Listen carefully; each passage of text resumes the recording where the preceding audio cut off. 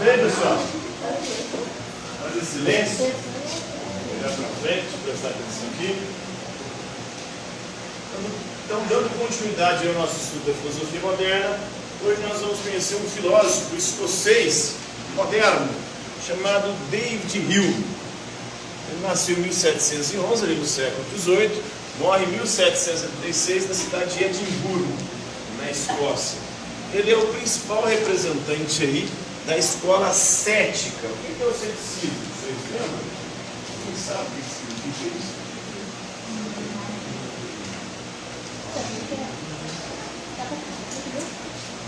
Lembra aí?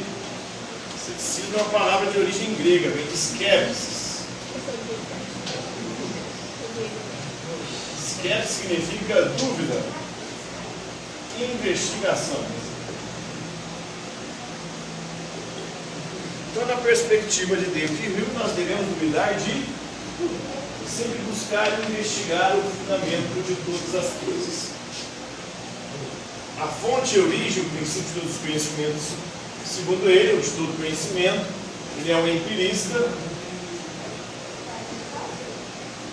E para o empirismo, tudo que nós conhecemos graças à experiência sensível. Ou seja, nós conhecemos graças aos 5 sentidos. Não há nada no nosso intelecto que não tenha chegado senão por meio dos sentidos. Quais são os 5 sentidos que nós usamos para conhecer o mundo? Visão, audição, tato, paladar, olfato. Esses são os sentidos que nos permitem conhecer o mundo. Mas, como ele é um cético, a gente deve também duvidar dos nossos sentidos, porque os nossos sentidos eles podem nos enganar. Quem nunca se enganou com a visão? Já cumprimentou alguém achando que era um conhecido e não era a pessoa que você imaginou que era? Já teve a sensação de tinha alguém te chamando, você foi olhar, não tinha ninguém, não era? O ser humano descobriu isso há um bom tempo, os sentidos nos enganam. Ele inventou algo para enganar o nosso olfato. O ser humano inventou o perfume. O perfume nada mais é do que uma invenção humana para disfarçar a nossa caatinga natural.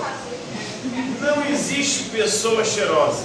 Cheiroso é o perfume, é o sabonete, é o shampoo, é o desodorante.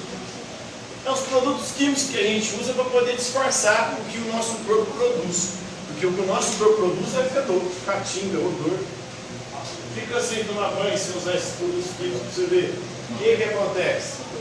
Você vai feder fatalmente. Não existe pessoa cheirosa. O perfume é justamente para enganar. A pessoa, tal pessoa é cheirosa. Não existe. A pessoa usa algum elemento químico ali que cheira bem. Mas ela mesma, por conta própria, produz a caatinga. Outro sentido que nos engana facilmente, e hoje é talvez o sentido que nós somos mais enganados, é o paladar. A maior parte dos alimentos que a gente consome hoje são tudo de sabor artificial, inclusive no laboratório. As comidas mais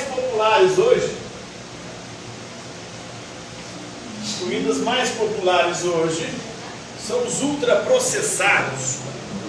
Temos aí hambúrguer, salsicha, steak. Vocês veem o quão nojento é esses produtos, logo que eles são feitos, o quão mal cheirosos eles são, quão o sabor deles é insuportável. Mas o que eles fazem? Está tudo moído, uma pasta vira, né? Eles metem uma essência. Uma essência que vai dar um sabor, que vai enganar o nosso paladar, e um cheiro que vai enganar o nosso olfato. Aí você frita lá, faz o negócio, aí fica aquele cheiro gostoso, aí você come, aparentemente também é gostoso, mas se você comer aquele trem puro, in natura, você vai ver que aquele trem é uma coisa horrorosa, nojenta, insuportável. Então, o sentido nos engana, não podemos confiar nele, ele é um cético, ele deveria confiar, apesar de que todo conhecimento começa com os sentidos. Mas, temos que tomar cuidado.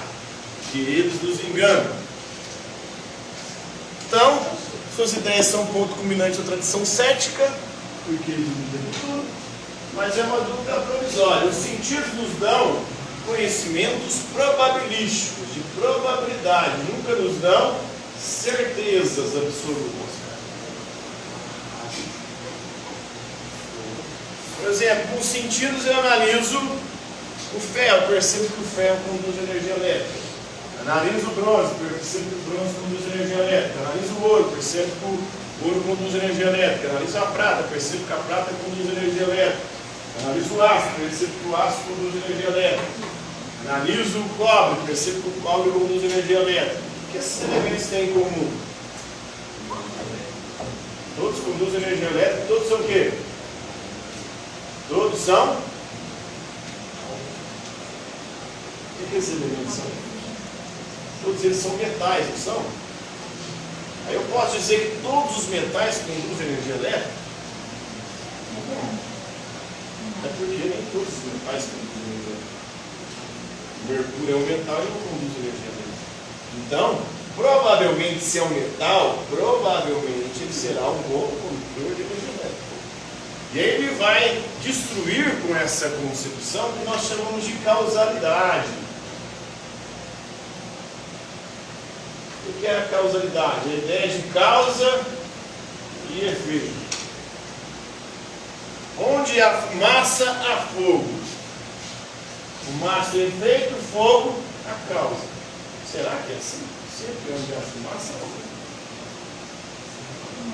Para a gente ver as coisas se sucederem, pelo hábito de ver as coisas se sucederem, a gente acha que elas sempre vão se sucederem. É um hábito que nos faz, e o hábito acaba se tornando um vício, nos faz achar que uma coisa sucede a outra, uma coisa leva a outra. Eu bato uma bola de bilhar na outra, a outra vai se mover. Eu vejo o sol nascendo todo dia de manhã, eu acho que amanhã o sol vai nascer. Não existe necessidade que nenhuma dessas coisas aconteça. Mas, pelo hábito de ver as coisas sempre acontecendo, a gente acha que sempre irão acontecer. Isso é muito mais fruto do hábito do que uma necessidade da realidade de ser assim, né? Talvez ele seja o maior filósofo da tradição cética. O ceticismo de Hume foi de fato de longo alcance. E outra coisa que ele vai questionar, a questão da identidade, da nossa identidade pessoal, do nosso eu.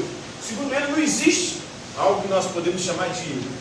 O que nós chamamos de eu, essa identidade pessoal, isso que a gente acha que nós somos, isso nada mais é do que um feixe de impressões. E a ideia de eu é uma ficção inventada pelo nosso cérebro. E essas impressões mudam com o tempo. A gente tem mania de achar que a gente é o mesmo de 10 anos atrás. Será que é mesmo? Quanta coisa mudou em 10 anos?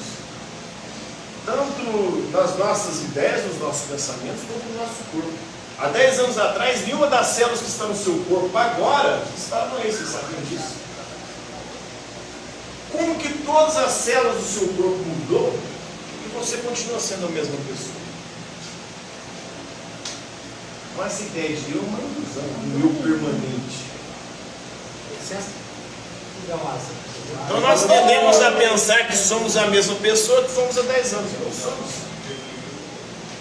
Nós somos um feixe de impressões, e essas impressões e percepções, quando a gente as junta, criamos uma ficção que é a ficção de eu.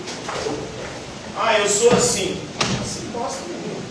E nem continuará sendo assim, indefinidamente.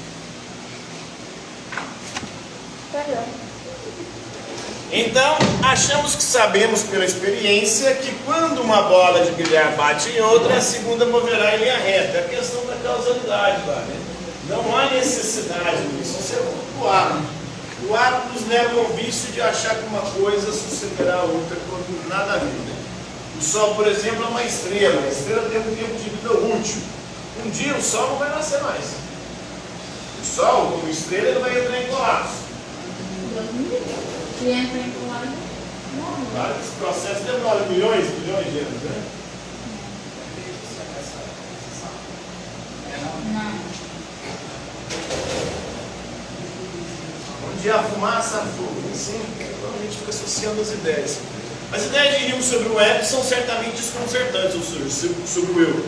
Porém, provavelmente o argumento cético que mais incomodou os filósofos foi o ataque que ele fez à maneira como tradicionalmente pensamos a respeito da causalidade. Né?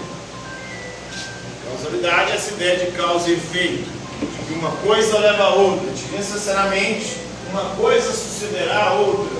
Isso é muito mais voado do que de uma necessidade da realidade.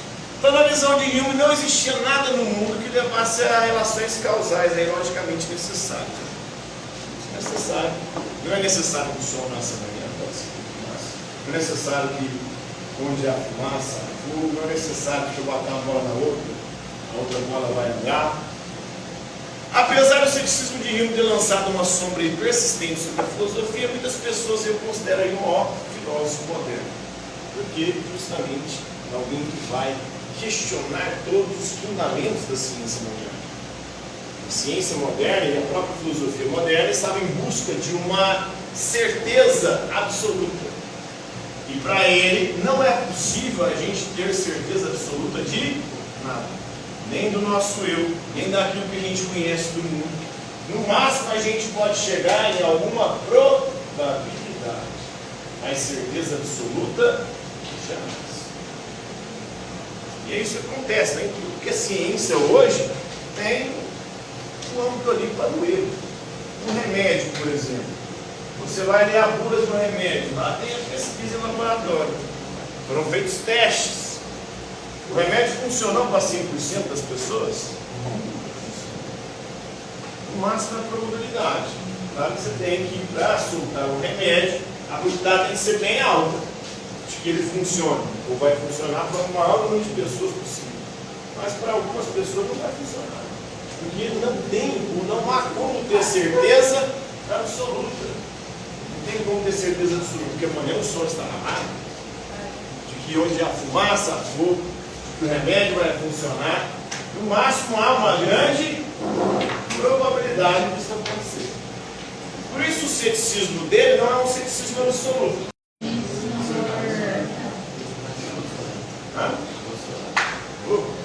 Por hoje é isso aí, galera. A última aula você passou o quê? Oi? A última aula. Tem que pegar com quem estava aí.